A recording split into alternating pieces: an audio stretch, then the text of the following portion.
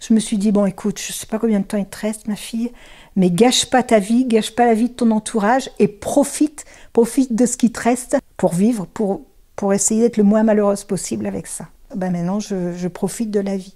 Je profite de la vie à 200%. Alors j'ai eu des soucis ORL qui m'ont amené à aller voir mon médecin généraliste et le médecin a prescrit un bilan sanguin et sur ce bilan il y avait quelques anomalies et c'est au scanner où on a vu qu'il y avait un gros rat malade.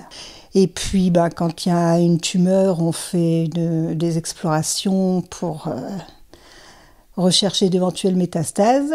Et puis on a découvert qu'il y avait de nombreuses métastases pulmonaires. Elles étaient petites, mais elles étaient inopérables du fait de leur localisation et du fait de leur nombre. J'ai commencé le traitement il y a un an, il y a tout juste un an, le 28 juin 2016. Et le premier scanner de contrôle a été fait le 15 septembre 2016, où toutes les métastases avaient disparu.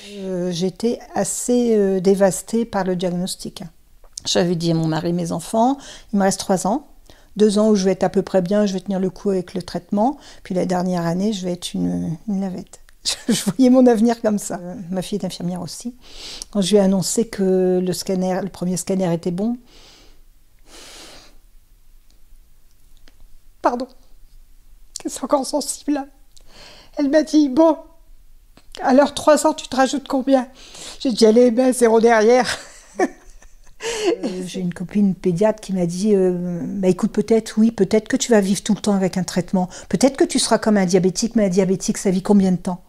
Alors tu t'accroches à ça et puis le temps que tu vas t'accrocher à ça on va trouver d'autres traitements et ça c'est quelque chose que je redirais à tous les malades.